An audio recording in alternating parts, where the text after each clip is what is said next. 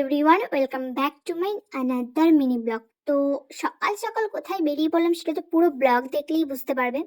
বাসে উঠে তারপরে অনেকটা রোদ উঠে যায়, গরম লাগছিল, আর আমার জার্নি করে এই অবস্থা। কারণ টানা জার্নি করা মানে আমার খুব বিশাল ব্যাপার, 4 ঘন্টা মানে তো অনেকই ব্যাপার।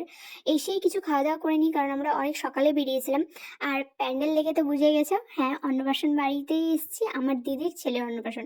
এখানে একটু সবাই আড্ডা ফাড্ডা মেরে রেডি টেডি হয়ে বেরিয়ে পড়েছিলাম, কারণ মামা ভাত শুরু হয়ে গেছিলো। আর এখানে আমার দাদা পুচকুকে খাইয়ে দিচ্ছিল, আর আমরা এসেছিলাম এদিকে ফুচকা খেতে। পিসি এখানে একটু নাটক মারছিল, যাই হোক। আর আমার লুকটা এখানে কেমন লাগছে তোমরা একটু প্লিজ কমেন্টে জানো। সিম্পল সোবারের মতো একটা লুক দেওয়ার চেষ্টা করেছি, যাই হোক, যতটুকু হয়েছে আমার তো বেশ পছন্দের। আর এই পুচকুটারই ছিল আজকে মুখে ভাত, দেখো কিরকম হাসছে। এরকমই যেন থাকুক আজীবন। আজ তবে এতটুকুই, দেখা হচ্ছে নেক্সট ব্লগে, টাটা।